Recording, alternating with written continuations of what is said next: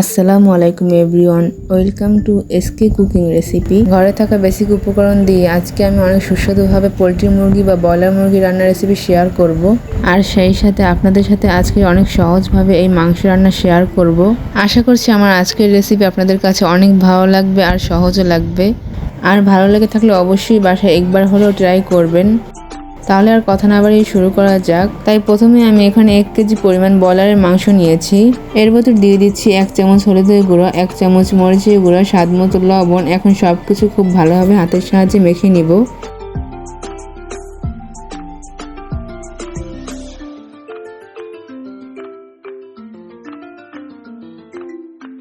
মাংসের সাথে সব মশলাগুলো খুব ভালোভাবে মেখে নেওয়া হয়ে গেলে এবার এটাকে এক সাইডে রেখে দিব। এরপর একটি এখানে বাটি নিয়ে নিয়েছি, তার ভিতর দিয়ে দিচ্ছি 1 চামচ হলুদের গুঁড়ো, 1 চামচ মরিচের গুঁড়ো, স্বাদ মতো লবণ, 1 চামচ গরম মশলার গুঁড়া, 2 চামচ জিরার গুঁড়া। এখন একটু পানি দিয়ে খুব ভালোভাবে নেড়েচেড়ে মিশিয়ে নিব।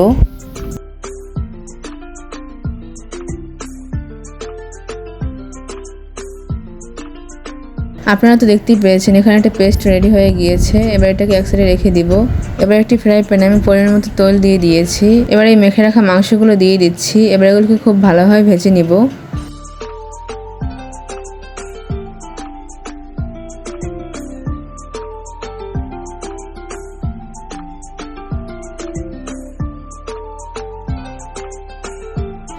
এখন এই মাংসগুলোর এক পাশ ভাজা হয়ে গিয়েছে, এখন এটাকে উল্টিয়ে দিব।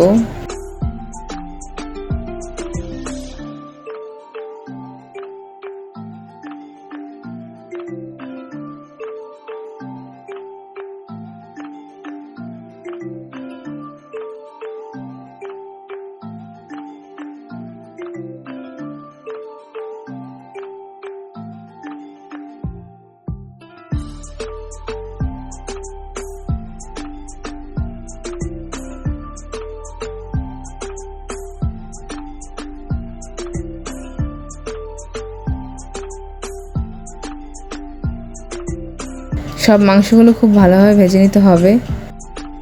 এবার একটি কড়াইতে ভেজে রাখা মাংসের তেল দিয়ে দিব।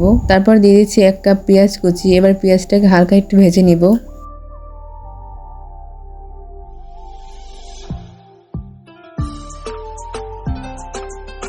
পেঁয়াজটা হালকা একটু ভেজে নেওয়া হয়ে গেলে এর ভিতরে দিয়ে দিচ্ছি 2টা টমেটো কুচি।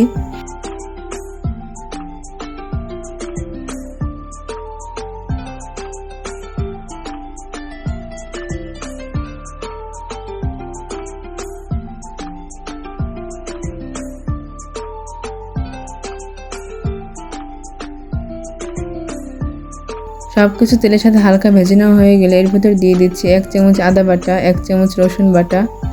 এবার আমি তেলের সাথে নেড়েচেড়ে খুব ভালোভাবে ভেজে নিব।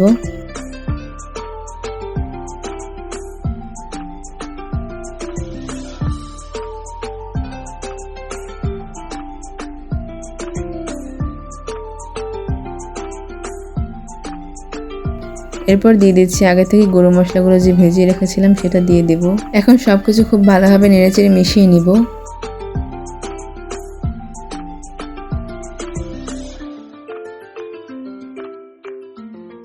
সব মশলাগুলো খুব ভালোভাবে কষিয়ে নেওয়া হয়ে গেলে এর ভিতর সামান্য পরিমাণ পানি দিয়ে আবার ভালোভাবে কষিয়ে নিব।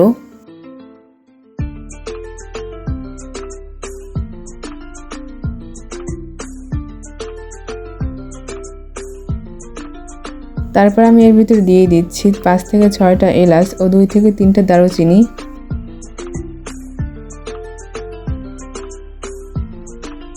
তারপর দিয়ে দিচ্ছি 2টা তেজপাতা। এরপর দিয়ে দিচ্ছি ভেজে রাখা মাংসগুলো। এখন সবকিছু খুব ভালোভাবে নেড়েচেড়ে মিশিয়ে নিব।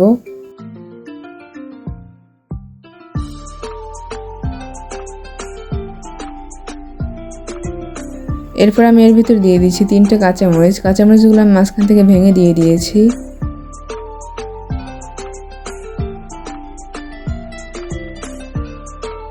সবকিছু নেড়েচেড়ে মিশিয়ে নেওয়া হয়ে গেলে এটা এখন ঢাকনা দিয়ে রেখে দিও 5-6 মিনিটের মতো। প্রায় 5 থেকে 6 মিনিট পর ঢাকনা উঠিয়ে আবার খুব ভালোভাবে নেড়েচেড়ে মিশিয়ে নিব।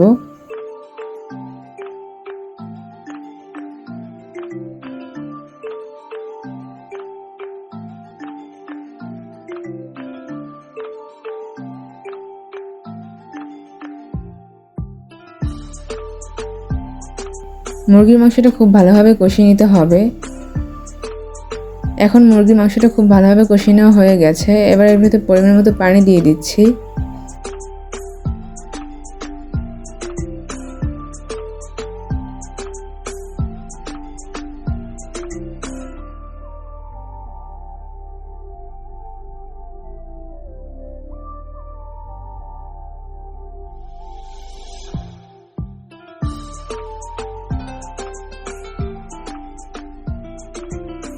এখন এর উপর দিয়ে দিচ্ছি কিছুটা জিরার গুঁড়া।